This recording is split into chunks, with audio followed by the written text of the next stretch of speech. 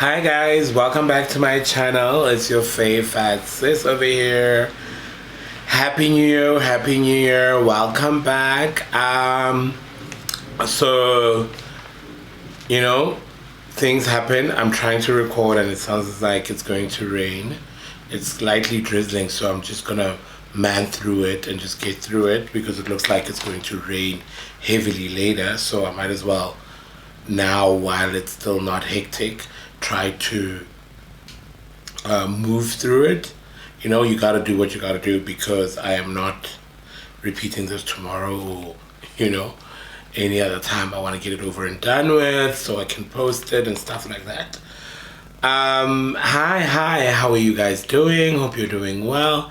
Happy New Year, welcome back. I know I've been gone. We're gonna get into that right now and get into where I am, what I'm doing, what's going on. This year is finally the year I'm going to look into the lens and not at the monitor. I've been saying that. So in 2022, I want to take my channel a bit seriously. I want to come here and look presentable. Not that I wasn't looking presentable in the past, but put on a little makeup, look cute, look cute for the girlies and boys and thems, look cute for everybody and come on and do stuff. So I was thinking of how I want to elevate my channel is probably by starting to script myself, and I was writing a script and it was so cumbersome for me to do because to write a whole thing and memorize it and come and regurgitate it seems like so much work, and I don't want to do that. But what I did is that I wrote down talking points, and one thing I'm training myself to do is that not to repeat myself when I speak, and when I do write these talking points I can sort of formulate the conversation in my head and already know what I'm going to do, because in the past what I would do is wing it. I would just wing it and speak on a particular topic and flow from there. And what I would do then in that instance is that I would say something and then as I'm in the conversation maybe think of a better way of saying it and then say it again, and I'm pretty much repeating myself. So I don't want to do that anymore as a means of elevating myself as a YouTuber and getting on with the business of saying whatever I need to say without repeating myself like I'm doing now. But I'm making a point. So I wrote down talking points that I want us to get into. So yeah, I got a little dolled up. This is gonna be me going forward. I'm gonna look like this. I'm gonna do a little makeup, nothing hectic, no lashes. Lashes are the bane of my existence. I can't, so I'm gonna do a little makeup and just, yeah. You see, I'm repeating myself. So where I am, where have I been, and also this is a means for me to just get personable, if that's a word, to get to connect a bit more with the audience, to be relatable, to be all of those things that I feel like a person or a personality should be with the audience. And I watch a lot of YouTube, and the reason why I watch the people that I watch is because they're so relatable. They're so they take an effort to make a connection with me, the person watching, and therefore the larger audience. So I want to kind of like let down my walls a bit and expose myself a little bit and be a little bit vulnerable in this particular space, and be a little bit of myself, Keeping naman kihlanyana the way kihlanyang ka ting in my real life, and be funny, because I for one will tell you something. I am a very funny person, and I want to bring that out a bit more. And as much as I want to discuss serious topics, but I want the funny side of me to also come out, So yeah, to discuss where have I been and where I am in life. So it's 2022. I turned 35 on the 15th of Jan. So that's when my birthday is. I turned 35, and in 2021, what happened in February of 2021, was my last month at the job that I had, and I quit my job, and I was doing my last year at Vega at the Johannesburg campus, And so I wanted to dedicate myself to doing the last year of the degree that had been elusive to me. And maybe one day we'll unpack that thing of going back to school in your late 20s and your 30s and you getting your first qualification and stuff like that. So we will probably go into that type of discussion one day and see make points for me to make points and see where I can help people and make make a difference by just sharing my story, and showing you that you also can do it. You also can go for your dreams and do the things that you want to do. So I quit my job, as I was saying,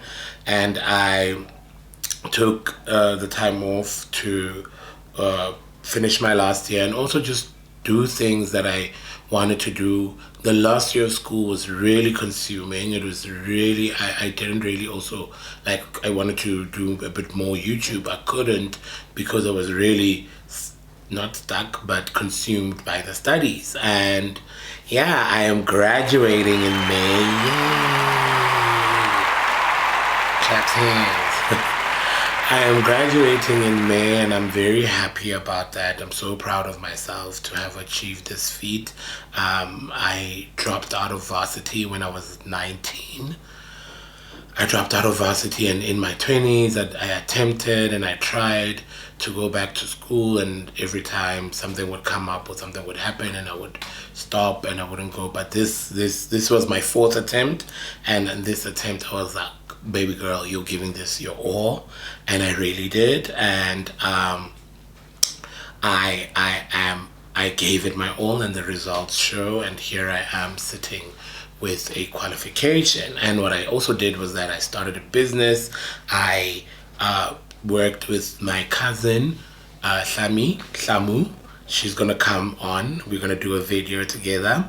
So we worked together with my cousin, and my car broke down and I now had to temporarily halt the business.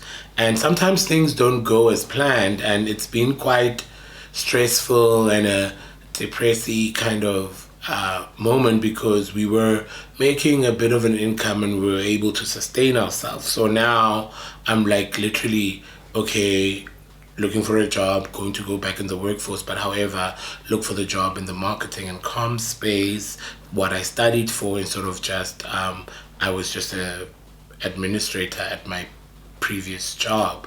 So now I'm like building in the beginning stages of building a career, and it's quite tough, and it takes a toll on you to not necessarily be a graduate, right, who's like in their 20s, where you can get into graduate programs and start working, but to look for a job in your 30s and trying to change careers is quite a tricky thing to try and maneuver. And probably I'll also talk about that as time goes as well, and try and unpack that. But at this particular stage, I am where I am just doing my own thing. I'm writing a bit more as well, and I'm working on other projects, but I'm at the point where I'm looking for something that's going to give me more of a stable income as well, but also give me the necessary experience in the industry for me to do more things and build a career, because I just want to build a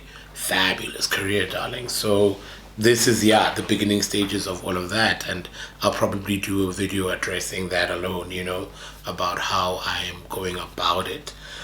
But right now, at the moment, honey, it's so difficult because working all of my 20s and my early 30s, working on for myself now, or doing my own thing is quite tough, because you're so used to going to work, sitting down, get given work, and you do that for the whole day. But really having to set your own pace, set your own time, and do your own thing, that's a bit of a challenge, because you're like, oh, what do I do? And also creative work, you don't feel like writing every day. You don't feel like strategizing content and learning content every day, so how does it look like? How does your day look like? How will you do things? And also not having finances as well, that's a bit of an issue, like a steady income. There's a bit of an issue that, like, always in the back of your mind, like, where is my about my next paycheck coming from. How am I going to do this? My voice. I'm going to address that as well. So yeah, that's basically a bit of what I am doing, a bit of what's going on with me. So I was away, and I've decided now to come back onto YouTube and to like really give it focus. And also as a person, now I'm talking about YouTube, right? My next talking point is YouTube plans. As a person who is a entrepreneur or business minded, business inclined, YouTube is a source of income, right? Can be a source of income. YouTube can be a revenue, another stream of income. And this is something that I enjoy. I thoroughly enjoy doing. And if it can bring an income for me, why not invest myself in it so that I can be at a point where it one day brings me an income? So now here's the thing. Being off of YouTube, I am always looking at the landscape of YouTube in South Africa. I'm looking at YouTube internationally, how YouTubers are doing, how YouTubers are doing in South Africa. So if I can box myself and place myself, I'm in a space where I can say I want to do essay type of like videos where I critically unpack an issue, critically talk about something and do an analysis on an issue and bring in different talking points and almost like an academic essay type of thing, but also one that people can watch and who are not necessarily academics can understand, and make sense of, and just critically unpack the world, talking about racism, homophobia,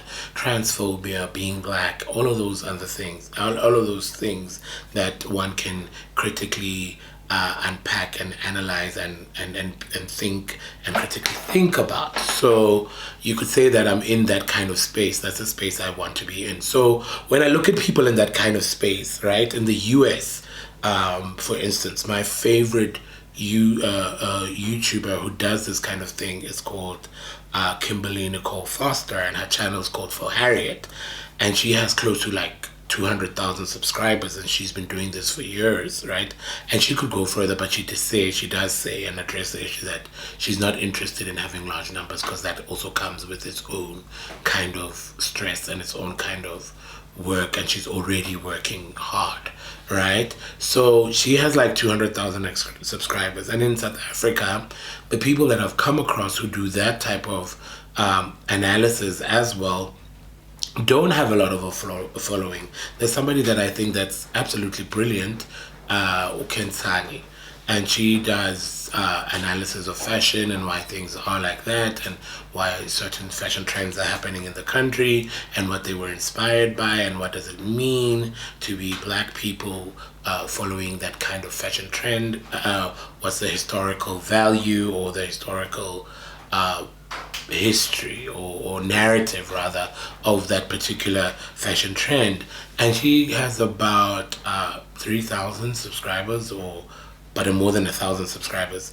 And there was another lady that I came across, Neo, and she also has like Neo URL. She also has like 3,000, 2,000 subscribers, And one thing that really sells on this space is things like lifestyle, beauty, and all of those other things, and also the mess. Like Kimberly likes talking about this on her channel, that mess sells, and mess is like gossip and all of those channels. They're doing pretty well, and that's not necessarily something that I'm interested in or want to do. I'm not that I like some good tea. There's some channels that I follow, like Sims right? She will talk about what was happened, and she does it from a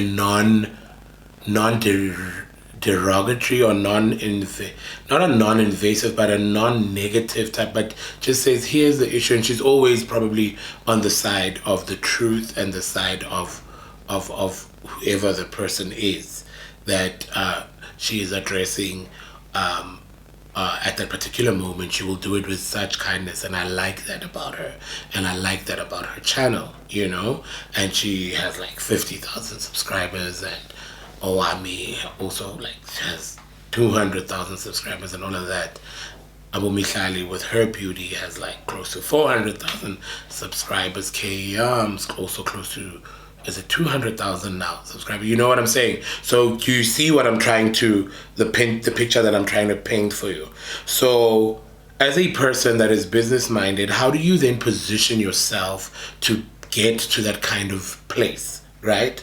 So what I have decided is that I want to then incorporate all of those elements of these other people that do bring the traffic to YouTube channels into my channel, you know, and not just be like Kimberly and just do strictly me sitting down and doing critical analysis and critically unpacking issues and stuff like that.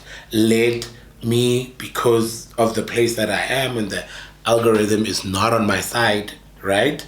I need to do things that are going to manipulate the algorithm for me and make it be on my side. So I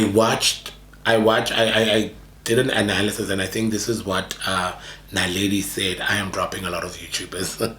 This is what Naledi said on her channel, that look at what you watch as a person, right? If you're a YouTuber or want to be a YouTuber, look at the people that you watch. Then take those things and incorporate those things into your channel. Because she was like, I started out as beauty and I was doing beauty and that was cool and that was fine, but beauty was not really her thing. And she said then my thing was like storytelling, story time, you know, and I started doing those, and then people started responding to those types of videos and started seeing the real side of me and stuff like that.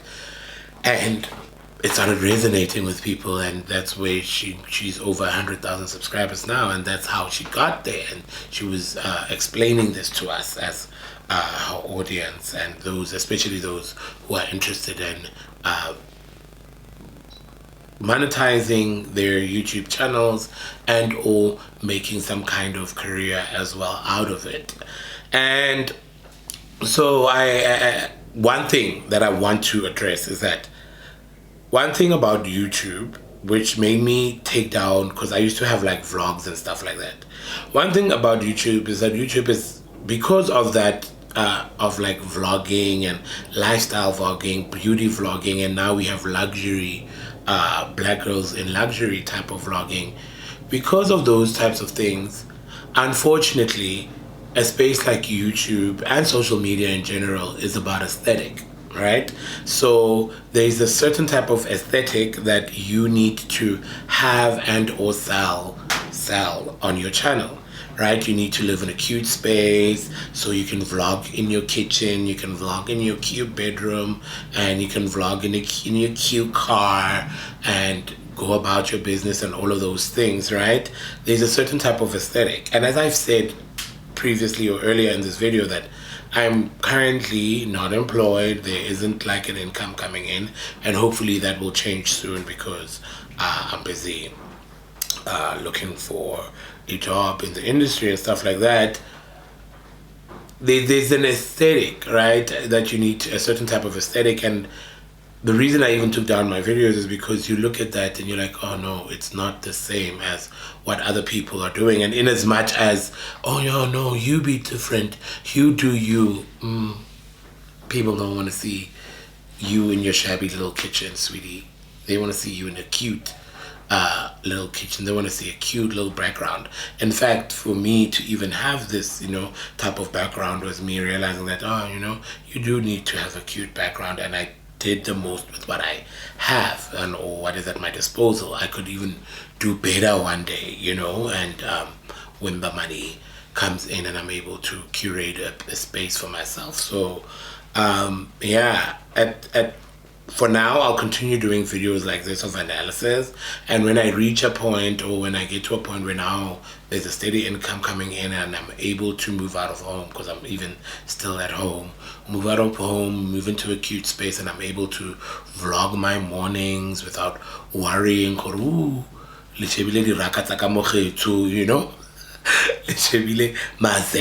because we don't have a ceiling at the moment. And when I was working, I didn't even want to put in the ceiling, because I was like, I want to be out of here. I don't want to live in the hood no more, and that is my right to want to move out, you know. So I have been talking for a minute, for a young little minute now.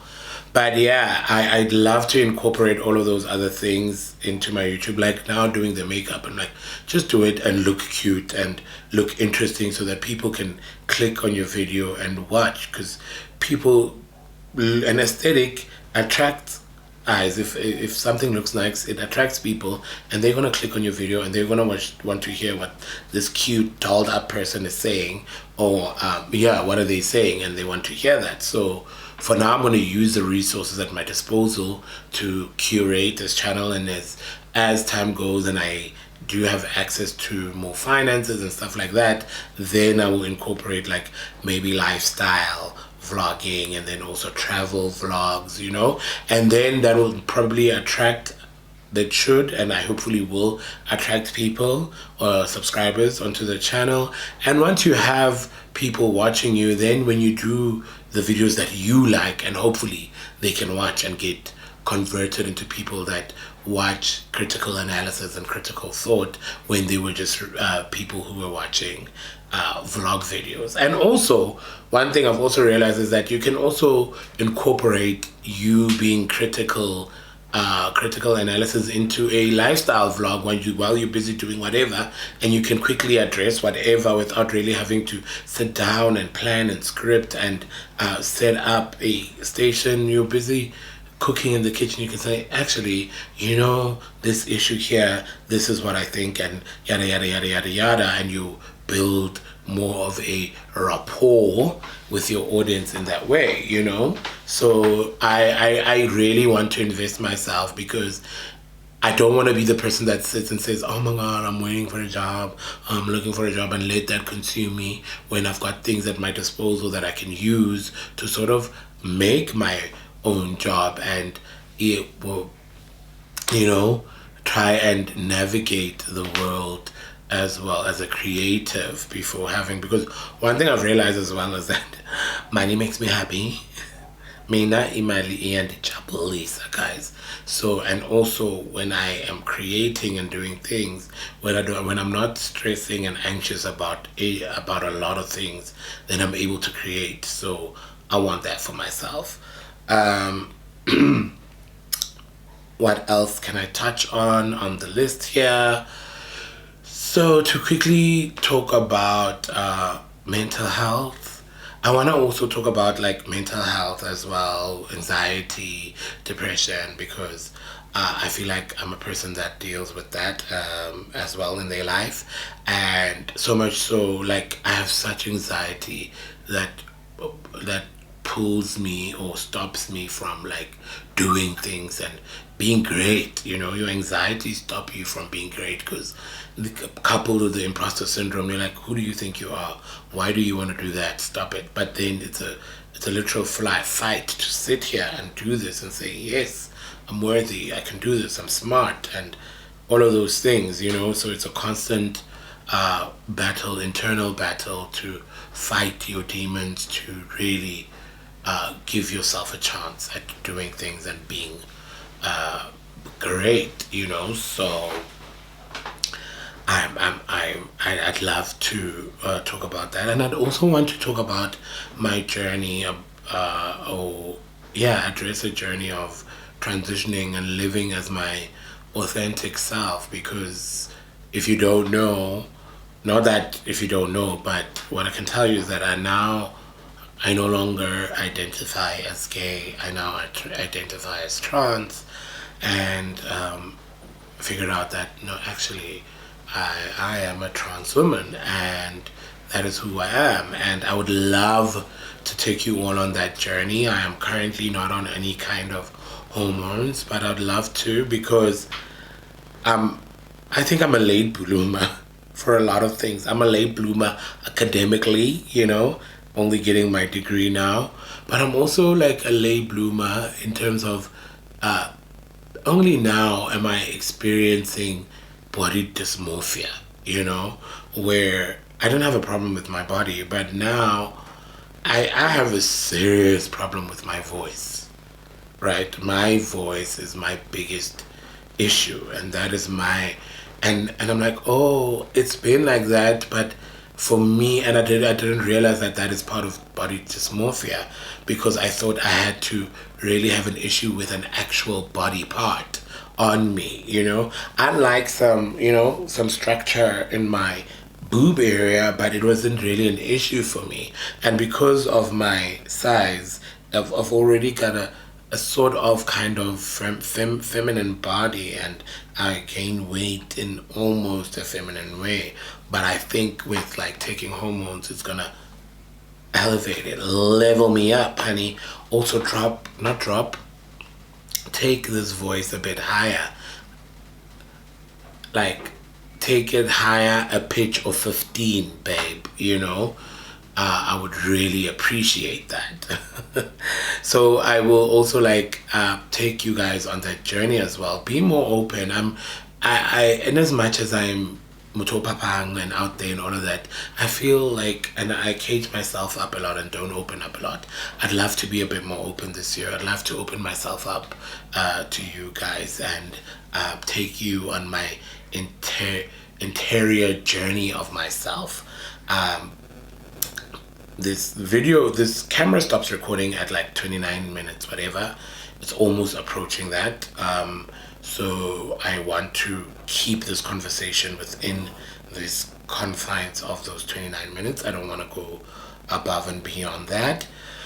So yeah, I'm hoping to take you guys with on this journey this year that I'm gonna take of me, of the anxiety of looking for a job. That can be quite stressful, especially now as a person that is trans, and I live like this and I present like this, and I'm always thinking about, oh my God, when I apply for a job and they see me, what are they gonna say? What are they gonna think? What is it gonna hamper?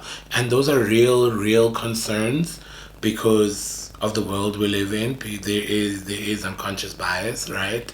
In as much as a company itself can be diverse on pen and paper, but the people who work in there could be the ones with the problem. And maybe that's a business idea for myself to say, how do we then get these companies, in as much as on pen and paper, but the people who are the gatekeepers, to be aware of their unconscious bias and not gatekeep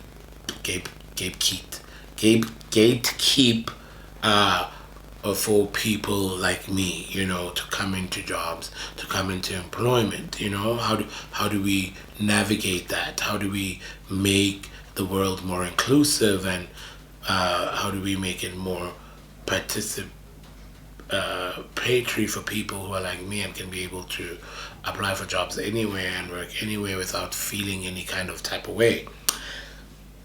Excuse me, guys. I'm done talking because I want to keep it in. I will be back because I realize that once I start, I can't stop. I love you guys so much. Enjoy the rest of your day or night, depending on